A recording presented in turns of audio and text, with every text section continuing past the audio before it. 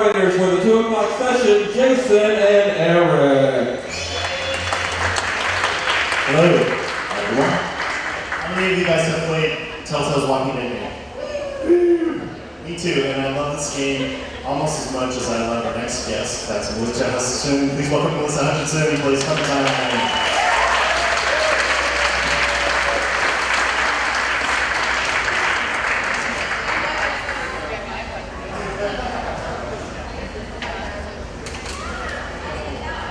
Hi everyone. Hello. How are you? I'm good. Having a good time? I'm having a great time. So, Boston. I was listening to our, Sorry, I'm trying to get situated on the couch here. get relaxed. I was listening to our panel from Chicago, and I didn't remember this, but we actually waited until the very end for you to do the Clementine voice. And I thought that worked really well, so we should do that again, right? Just wait. I'm just kidding. No, I'm kidding. I would love it if you would do a little bit. Well, so hi everyone. It's really good to see all of you in here. And I'm really excited to be in Boston and not fighting zombies at the moment, although I see a few in the audience, so stay away from me because I will kill you. I'm pretty good at it now. Just saying.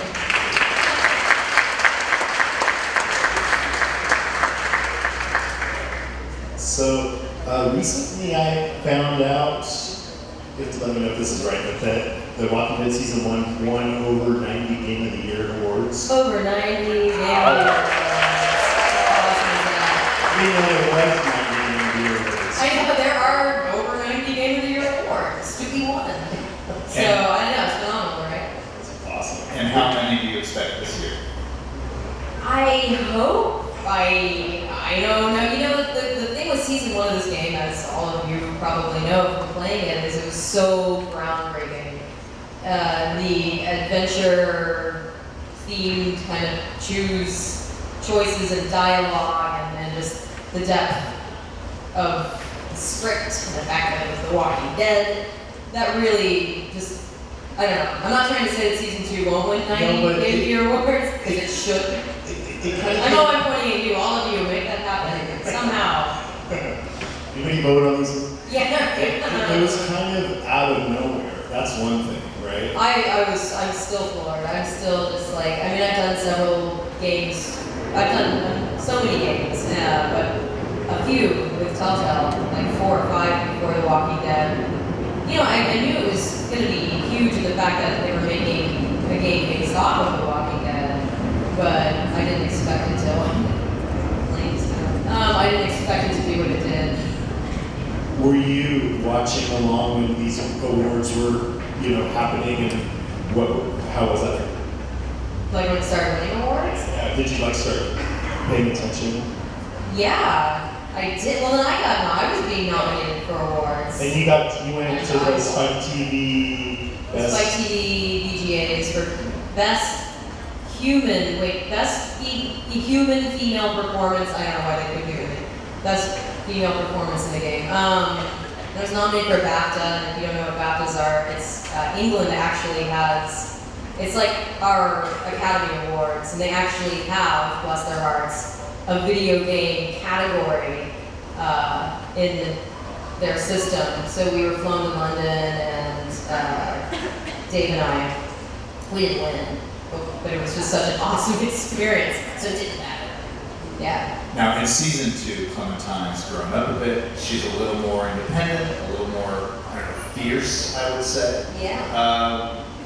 How has that transition been, going from the little delicate waif that she started off into a more strong little girl? It was kind of tricky. Honestly, I was a little nervous about it because the fans of the game are so protective of this character. So the transition of the voice, I feel like at one point some of the people from Telltale were like, even though she's only 10, 11, she needs to be like a 16-year-old girl, basically. And I think a few of them were even wanting her to be even deeper than her voice, but I'm like, just because she's been through all this doesn't actually mean she's gonna, talk like me, for instance. So I just kind of found a nice but she was really she was more like this, just a little. It's really subtle. It's really not that big of a difference, but So basically, I just spent like 5 minutes answering that question, and that's all I needed to do. And then in 1924. So I just, you mentioned that people are protective of her, and I heard you say recently that the whole time Lee was with Clementine that he was sort of training her for what she's doing right now. She's more independent now. She needs to take care of herself more. And so I wonder if the writers, if you know whether the writers knew the whole time that Clementine was going to be the star of season 2. No, I do not think that. I think they, in fact, were pretty nervous putting a kid as one of the main characters in the game, because that can be risky. If it's not done right, no offense to children, I love them, but they can come off as annoying. So, and that would have been like really horrible. That would have totally just screwed up the whole game. I don't think they knew that. I don't think I know, because I talked to them, that they too were blown away by how like protective of her people became. Well, how do you know that? Like, what do people do? Well, I mean, I literally talked to the writers and asked them, like, "Look, did you guys know that when you were gonna put Clementine as the playable character, did you have any idea that would happen?" And they were like, "No." But I mean, how do you know that the fans are so protective of her? Do they? Oh, how do I know? Do they tell Like, you? yeah, fan pages, conventions, walking down the street. I don't know. Like, yeah, I get it. Like, it's the fans, really, just hearing the feedback from people, and it's been so cool. And I'm so like humbled and grateful for all of you, for sure.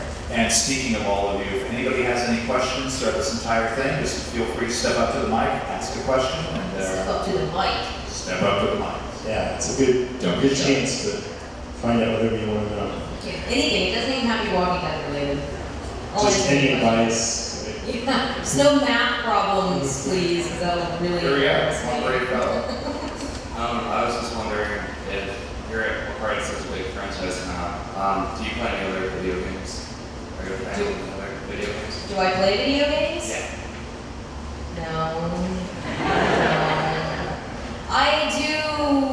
With The Walking Dead, I have somebody else play it. Like, I have a friend who her and her husband play, and I like just sit there and eat popcorn and shout out commands. If I was to try to play this for any game, really, this particular one, it would probably take me like 16 hours to get through one episode. Like, no joke.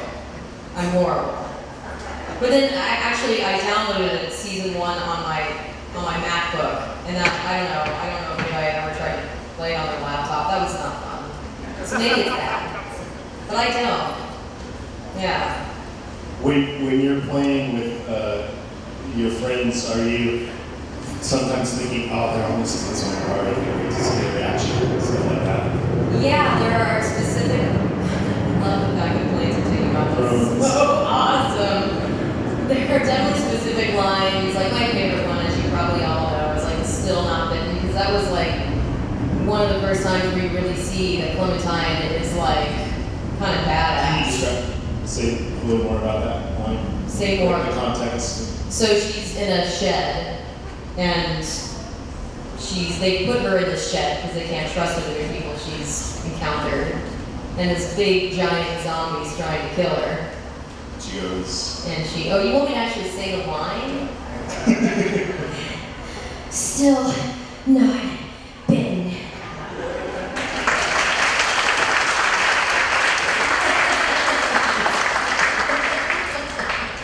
Not ever been away. Hello. Hi. It's me from Walker-Nisha. How are you? I'm good. I know you. Hey, right. Good to see you.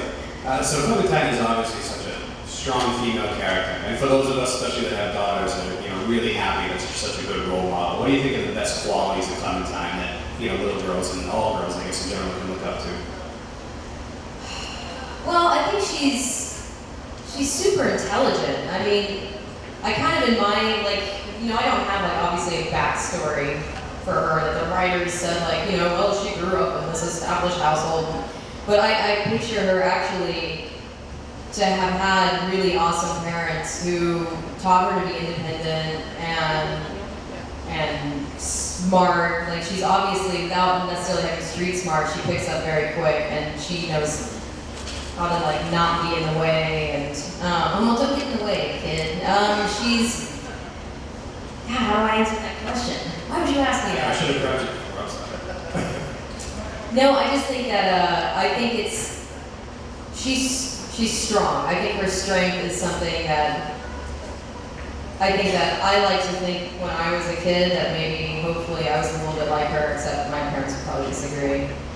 But it's cool because I meet people who have actually said that, like, I never even thought I ever wanted to have kids, but now I'm like kind of thinking if I did, especially if I had a girl, I would.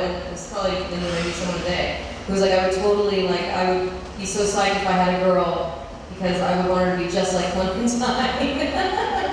So I'm making people procreate. Apparently, I'm not. Right? Sorry. She's caring too.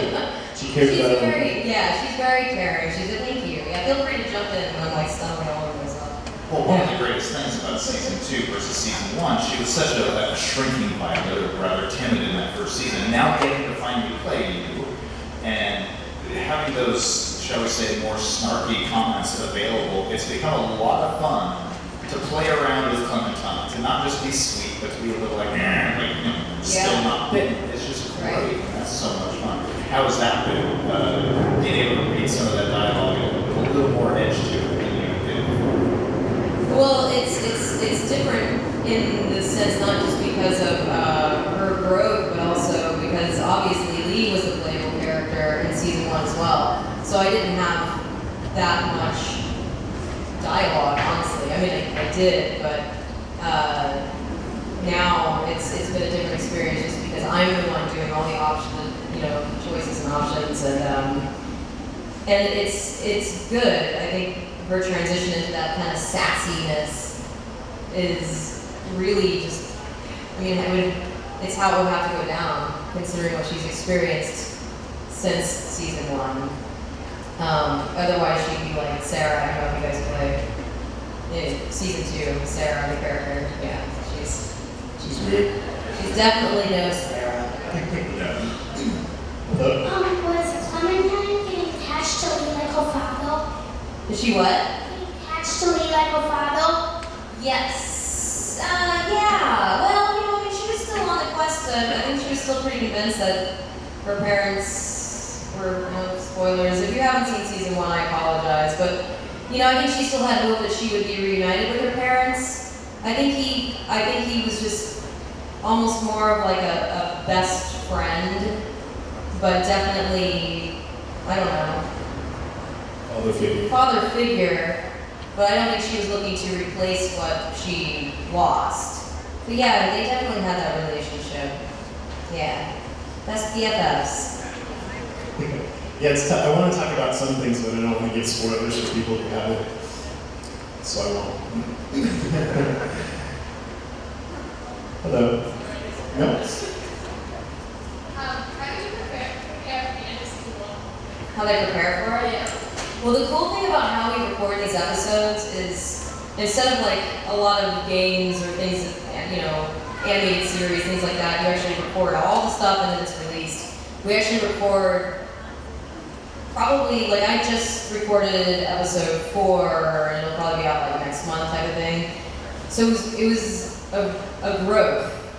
Because in the beginning, like episode 1, it's like, oh, okay, here's the situation. Now I'm gonna meet all these people, and like as each episode went by, and you get to spend so much time with this character, it was really intense. By the time we went into the studio to record episode 5,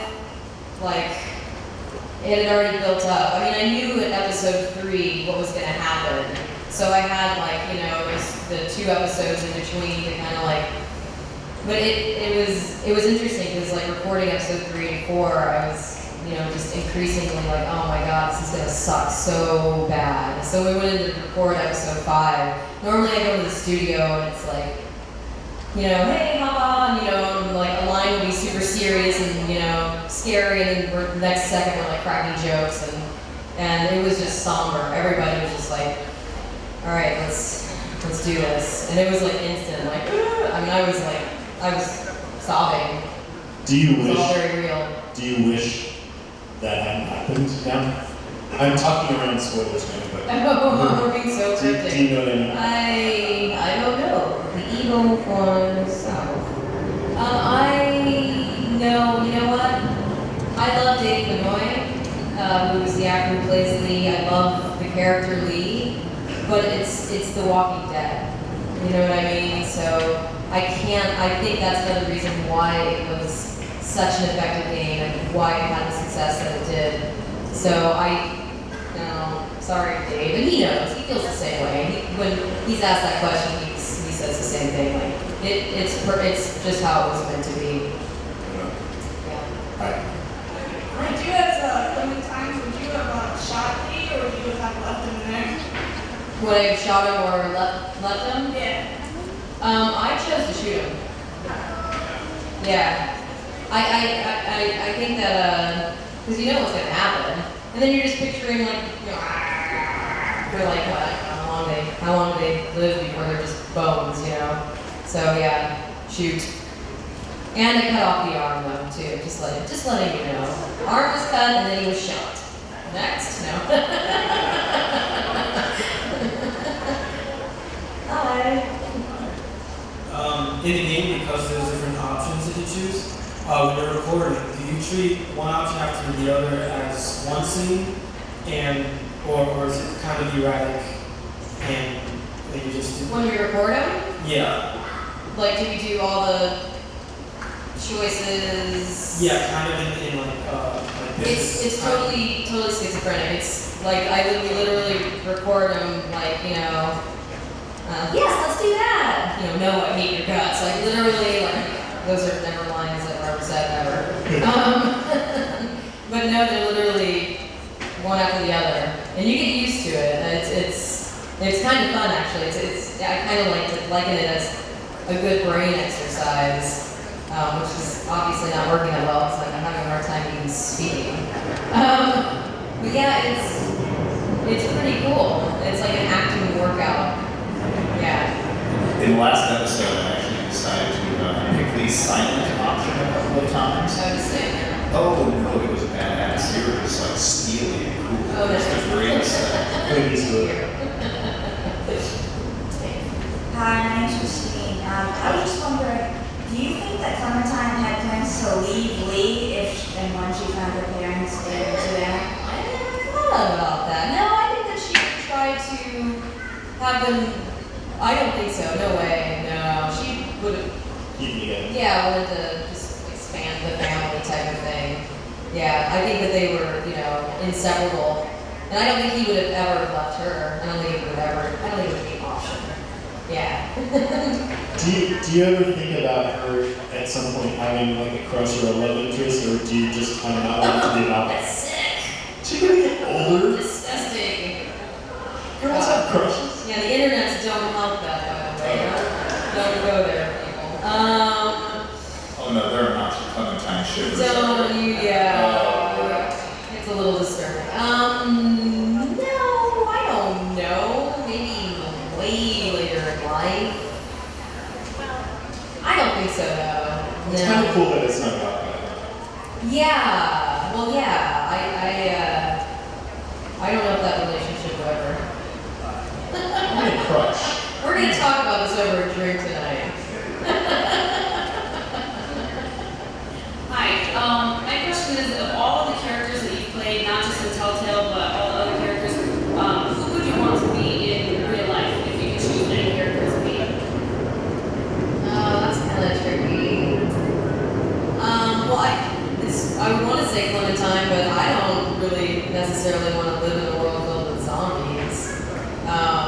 But her personality is the strongest. I guess maybe Trixie Trotter from Back to the Future, because she's a nightclub singer. She was super hot. So She wasn't the sharpest tool in the shed, you know what I'm saying? So I don't know if any of you played that game, but she was a fun character too. yeah.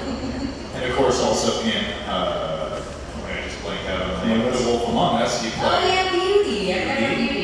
Toad Jr. Yes. So between Toad Jr. and Beauty, who would you rather be? Oh, Beauty. Sorry, Toad. Poor little Toad. His dad's not very nice. So, yeah.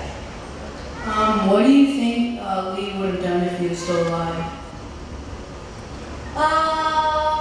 Well, gosh, I think they'd still be on the move, you know? I think they'd hopefully find a good group of people, but I think they'd basically be doing what Clementine's doing now and just making their way to some kind of safe harbor, you know? Sorry. Maybe they would park the car in the hospital. No, he's great. I seriously, I will like hang out and record you in your accent. I'm not even joking. So We're friends forever now.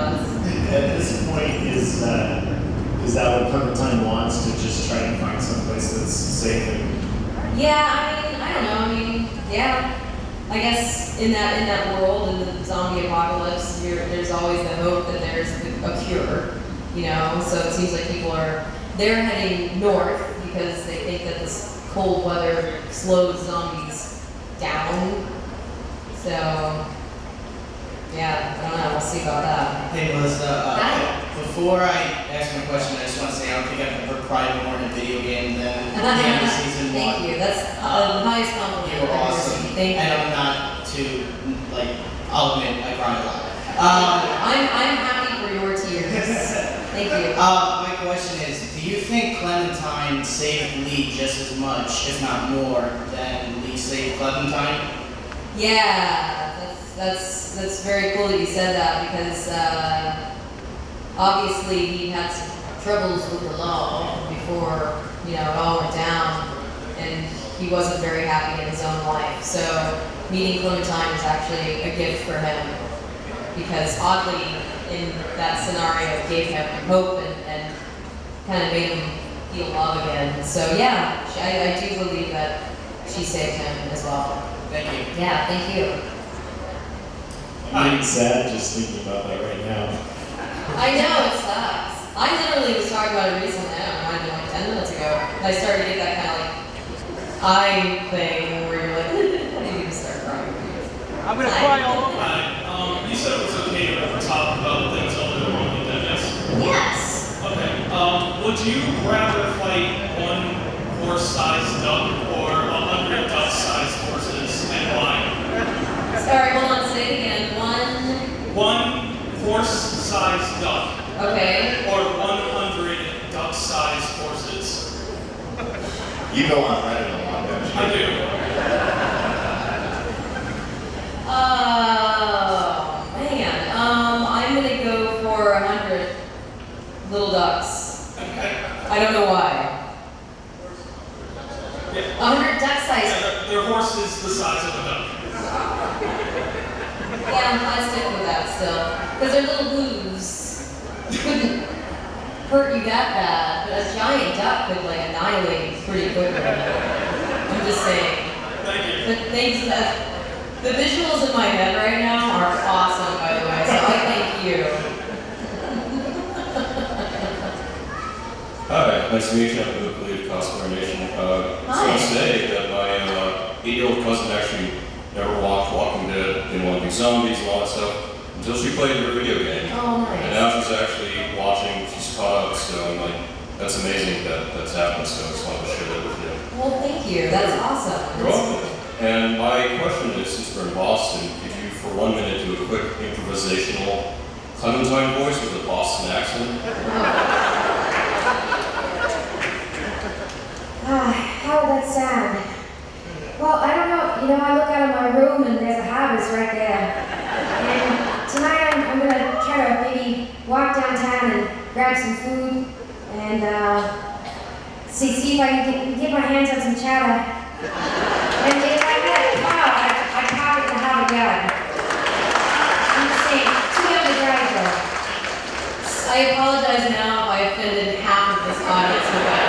I'm sorry. That was fun, thank you. Thank you.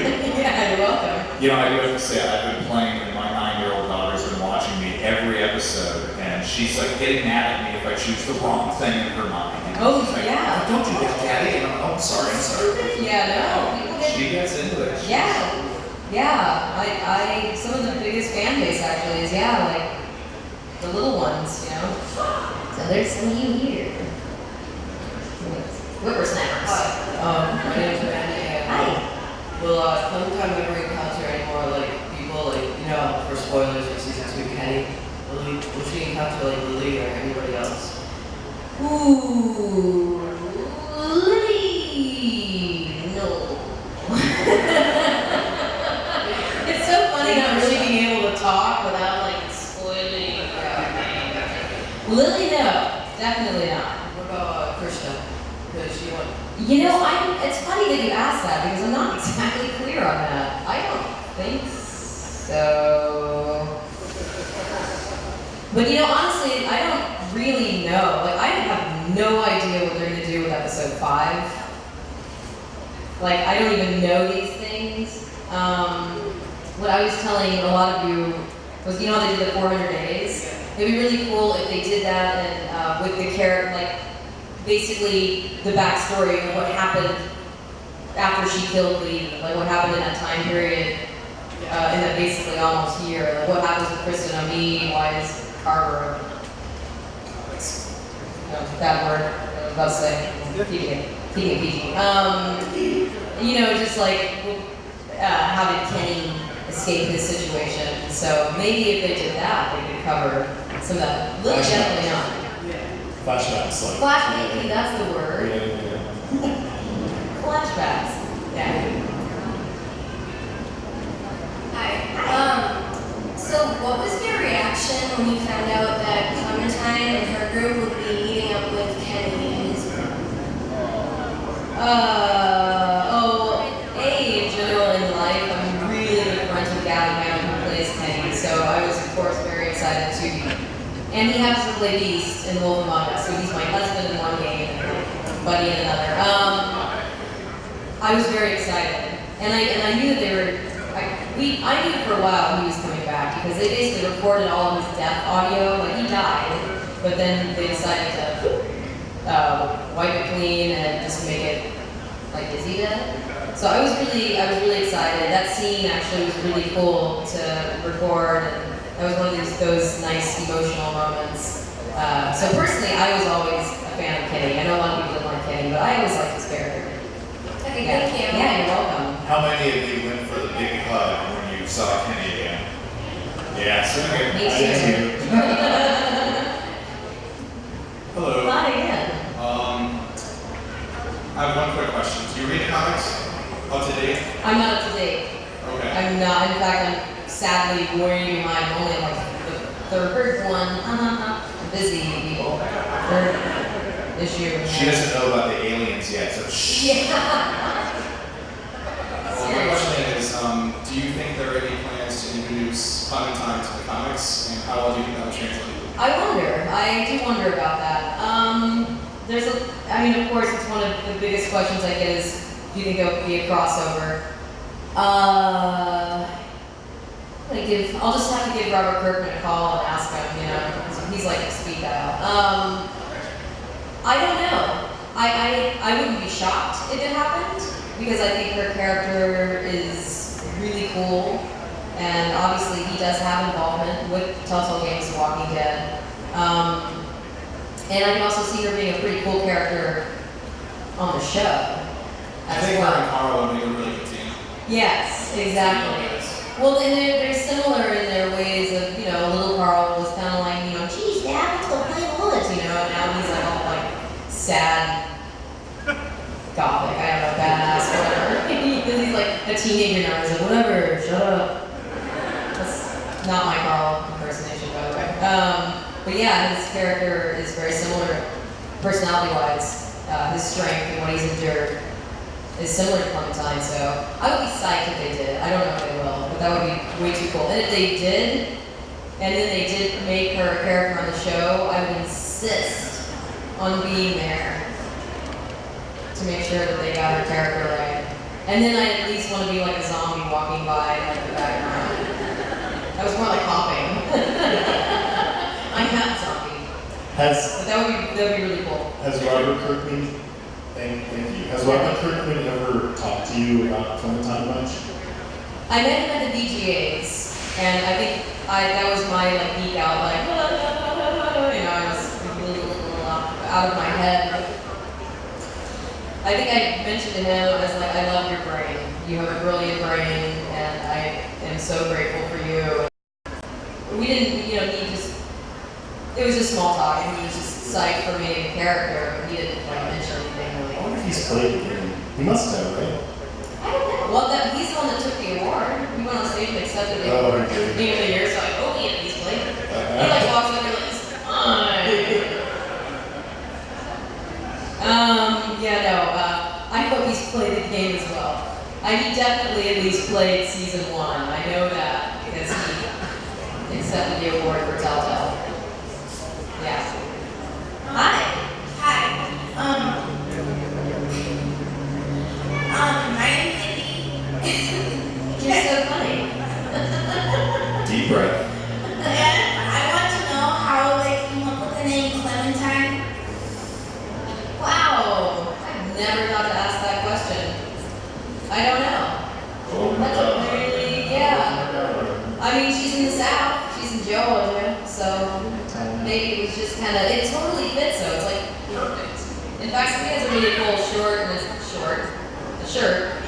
like a Clementine orange with the baseball with her little D cap on it. But I don't know exactly how they came up with her name. But you've now inspired me to. I could text someone real fast. My phone. What were you guys thinking? Yeah, so I'm sorry, I don't know. I like your shirt. I know, that's a rad shirt. I'm going to find out next time I see you. I will have an answer for you. Hi. Yeah. When in season 1, when Kenny and his wife was alive, why did they kill their son? Because they knew he was going to turn in the first place when they're on the train. Why did they kill him? No, why did they kill him? Oh, why didn't they? I was like, is it the third? On the train. I mean, I suppose you turned into a zombie, or hopefully your mom and dad would have a hard time killing you. I chose me to kill. Oh, yeah. Yeah, I would have chosen the same thing, as a matter of fact. That was a pretty difficult scene. And another example of course, how awesome Gavin is at playing Kenny. His acting that was horrible. Wife and child gone so quickly. You got drunk a lot. Yes! Again, if you just killed your wife and child, I'm way too young for me to propose that question. Never mind. Now thinking about the character duck gives only meaning to the idea of 100 duck-sized horses or one horse-sized duck. That's right. And now I'm suddenly imagining a Picture giant duck like, duck. Yeah. So we were at this awesome GDC events, and I got to meet a lot of the other voice actors, and I noticed like the woman who played Carly, Nicole Vigil, right? Yeah. She came up, and I was like, Carly, oh my God, it's so great to meet you. And then the woman who played Lily, Nikki Rapp, came up, and I was like, So she was so sweet. She's a Yeah, good Nikki person. Rapp's voice is actually like this in real life. Like it's serious, and her voice is this high. If she was here, she'd be like, what are you doing? So her character was obviously not a fan favorite. So I raised her. feel sorry kind of for these actors who are wonderful people and they play, but do you feel like people come to you and they have their love for Clementine and they project it onto you, and how do you feel about that? How do I feel about? I mean, do you feel like they come to you with that same, that same feeling that you have for Clementine?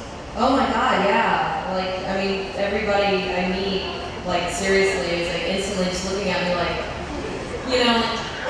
like doing this, and I'm like, cool. You don't know me in real life, people. I'm just kidding. I hope I'm actually quite nice. But yeah, I know people like come to me and it's like, oh my God, I'm like, oh. instantly like kind of gooey melting happy. Because when people do meet Nikki, they're just like, oh my god, her character sucked. I hated her. I think I said that. I wanted to hug the actor who played Omid. Just seeing him. He plays Omid, and also in season 2 he plays the ever so lovable Troy, who bashes Clementine in the head with a gun.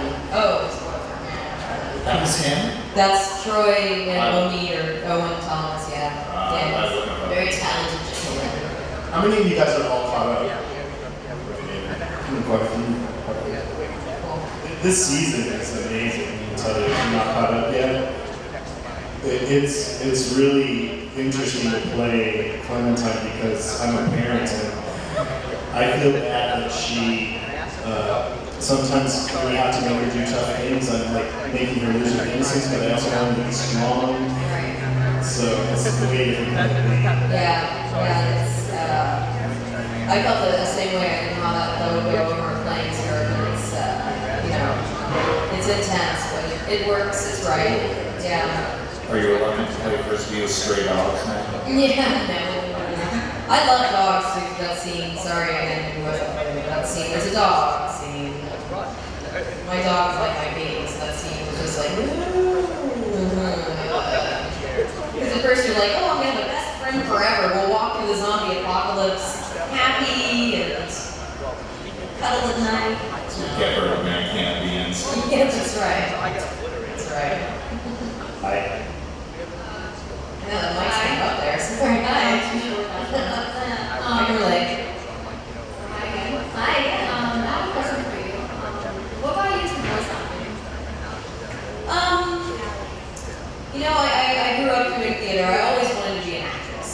That's just kind of like a race car driver, horse jockey, veterinarian, or an actress. And thankfully, I chose the one that would work out for me.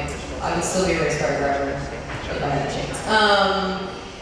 I did theater growing up. Honestly, it's kind of funny because like I always watched cartoons. You know, I was very into that. I always was doing voices as a kid, and you know, everything in my life was had a character and a voice. But I never associated that with like people behind a microphone making Scooby-Doo talk, or you know what I mean. I think it was around The Simpsons. Yes, that was when they were on the Tracy Ullman show that I found out that Bart Simpson was voiced by a woman. And I was like, I don't know, like ding. And I was like, oh my god, she's a woman, so she's never gonna go through puberty and lose that voice. So that's a guaranteed job till like 2014. And I was just like, just inspired to get into it. It took me a while. I was kind of in my mid-20s, and that's when I really pursued it, and luckily it worked out. I've been doing it for like 13 years. Yeah, I just totally gave you all my energy. And I happen to know you to a mean Bart Simpson. Don't have a helmet on.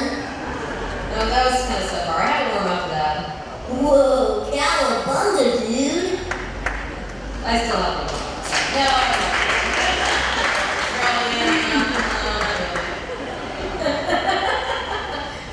Hi there. Hi again. Okay, so if you put Clementine, Duck, and Carl all in a house, and you told them to stay in the house, who among them would be the first to disobey, leave, and get into trouble? Duck. Duck. Why Duck? He's no offense to Doc, but yeah, he wasn't the sharpest tool in the shed.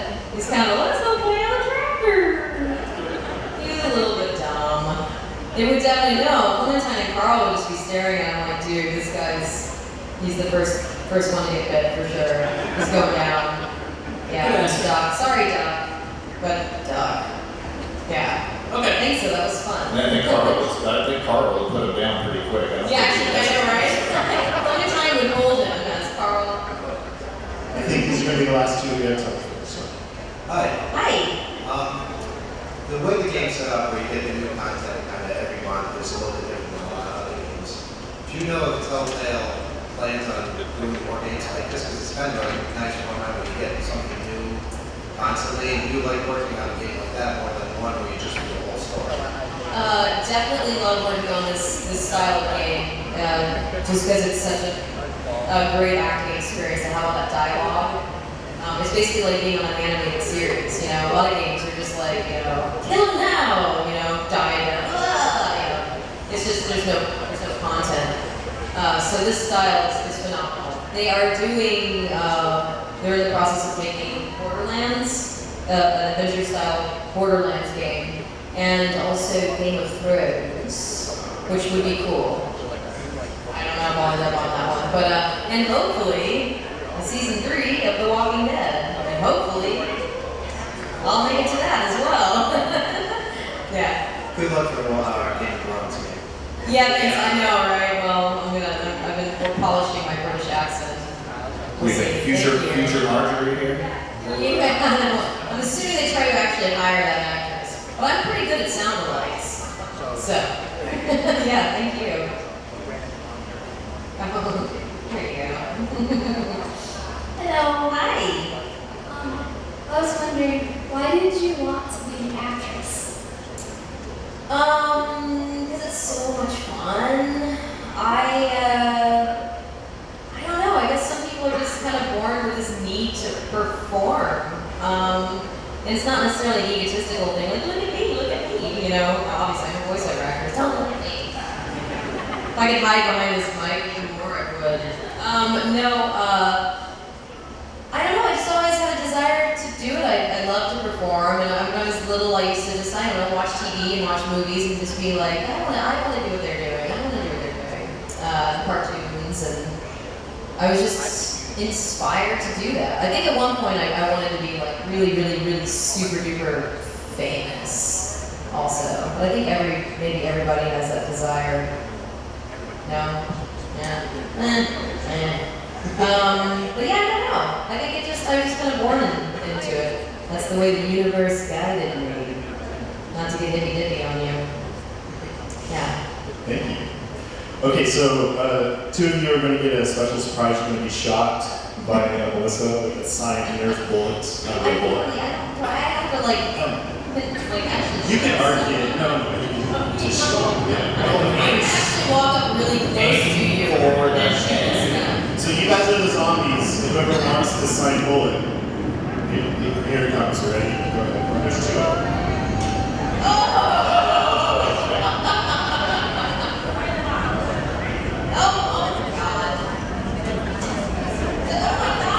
She's reloading. Charge her. Now we got it. 8 hours later.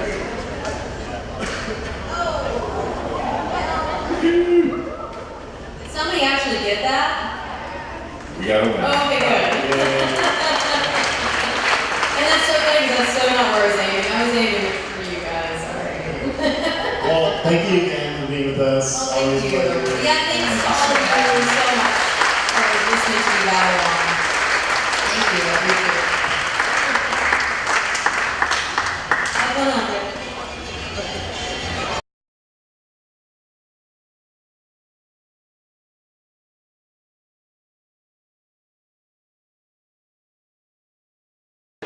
Hi, I'm Tyro Man, and I'm at Stalker Con, and I'm talking to Tom Morga. Is that correct? Correct. Awesome. I got the name right. So how's you doing? How's the convention going for you? Been fun. A lot of people. It was a little slow on Friday. It was bad weather, and it was a Friday. But I think today we have quite a few people, pretty big crowd, and I think everybody's been having a good time. A lot to see. Yeah. So you've been in a couple of called favorite genres. Yeah. Star Trek. Well, I've done a lot of those. The big thing here today is the fact that I played on Friday the 13th, which was this last Friday. I did part 5 as Jason, and then I was in Halloween 4 and played Michael Myers the first half of the movie. And then I've had a lot of other shows like Star Trek and lots of things. I'm a stuntman, so I've done lots of different film and movie and TV and action stuff. So a little bit of something to look at. Right. What was the worst stunt? Like, what stunt did you get the most hurt on? Have you gotten? You must have gotten hurt a couple. No? Well, I really have been pretty fortunate. I haven't been really hurt badly. I've had a few things, nothing really seriously, And mainly, if you're a successful stuntman, you're pretty careful and you kind of, work things out before you do them. So you don't get hurt. So right? yeah, that's the idea. You Right. want to keep working. Right. That's probably the definition of a stuntman compared to a daredevil. A Right, stuntman right. comes back to work the next day. What was the most difficult stunt you've done? I don't know. I've done. Well, it's hard to say. At the time, you're doing whatever you're doing is you got to work it out. It's a little difficult. Then all of a sudden, well, it seems pretty easy, and then you try something else. And so, whether it's high falls or fights or burns or car crashes or whatever it is, at the time that might seem like it's pushing the envelope a little bit. But looking back, they all have their element. Mm-hmm. Now, back at the panel this morning, you were saying that you've gone to the Star Trek conventions and the horror conventions. Do you have a preference? Like, which fans would you say more crazy or what? Well, I don't know. I can't say that I'd say one over the other. It's like, it's like wherever you have people, I don't care what kind of organization you are, if you're in the military or if you have a job, there's all kinds of people. Now, if you go to a convention, you're going to have all kinds of people. And some go 100% into what they do, and others have a mild interest, and that's what you find at conventions. And the ones that dress up and really go after it, they stand out. And so some people are, when you first see a convention, it's a little bit of a shock if you're not prepared. See people dressed up in all these crazy things. Right. But they're all real people, they're just enjoying themselves. Right. So how many conventions do you do in a year? Do you do a lot? No, I don't do a lot. I probably have done one or two a year, and then maybe I not do one for a year or so. So I'm not real regular, but when I can, and if it works out. In the last couple of years, I think I've gone about twice a year. Okay, cool. So that's been fun.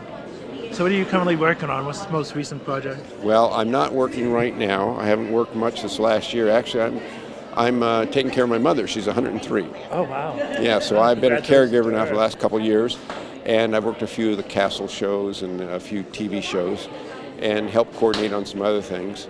But I'm kind of winding down. Mm-hmm. Have you played a role that you would consider your favorite or one that stands out over all the different roles you've done? I don't know. Probably the most significant would be Jason, because everyone else is interested in it. And what do you do? That's the significance you get. I've done a lot of things I've really enjoyed, though. And as a stuntman, you double other people, so you're doing basically stunts for their role. And I've just enjoyed most of the things I've done, I think, through the years. Yeah, cool. So as a stuntman, how does somebody get into that kind of profession? Well, stuntmen come from all areas.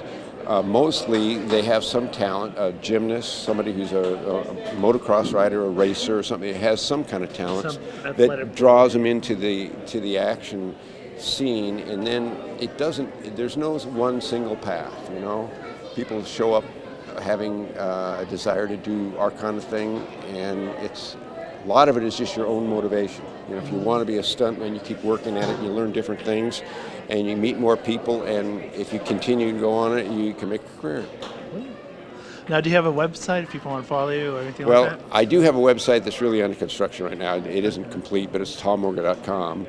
So you can look me up on IMDb to see what I've done, but that'll be up and running, and I just started a Twitter, as a matter of fact, today. Today, my first Twitter. I heard at the panel. Yeah.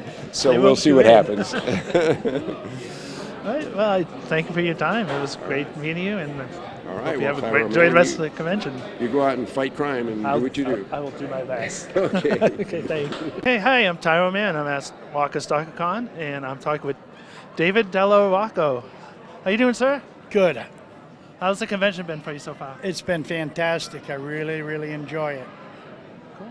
Boston's a great city, the best city. It really is. Okay, cool. Can you tell us a little bit about the character you played in the Boondock Saints? Oh, it just was a character just like any other character a long time ago. I was, package boy for the mafia, and decided to go with my buddies and go against them. Now, why do you think the film has been such a big success? No idea. They really don't.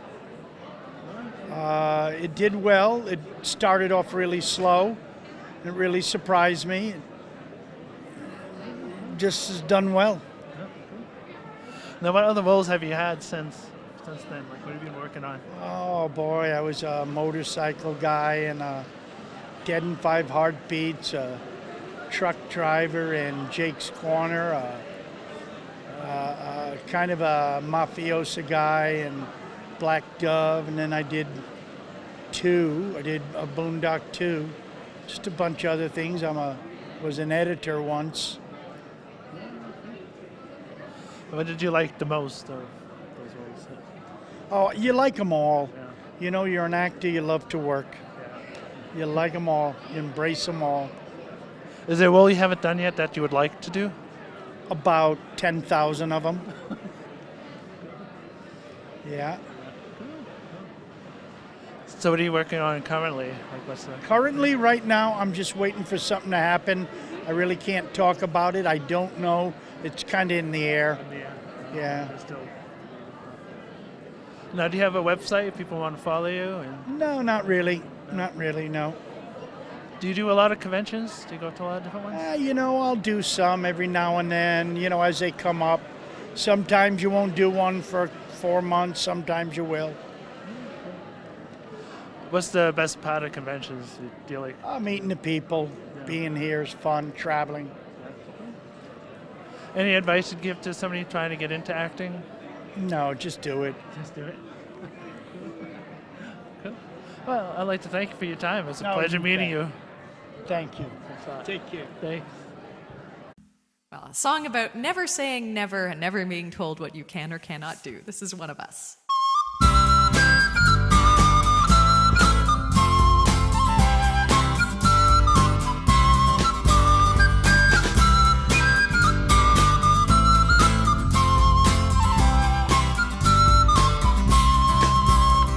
Before I got to fighting, or when fighting got to me, I looked to find examples on the field of chivalry, and I saw mighty arms, much stronger than my arms could ever be. So I thought perhaps that field was not for me. But still I stayed and watched the fighting, till one figure stood apart, in armor newly fashioned, and a helm more pot than art. But each blow was thrown with honor and the lightness of the heart. So I took that step which soon became a start. 'Cause she was not the biggest fighter, nor one to raise a fuss, but I remember being proud that she was one of us. And we might never stand together in a shield wall side by side. Because of her I lift my sword with pride.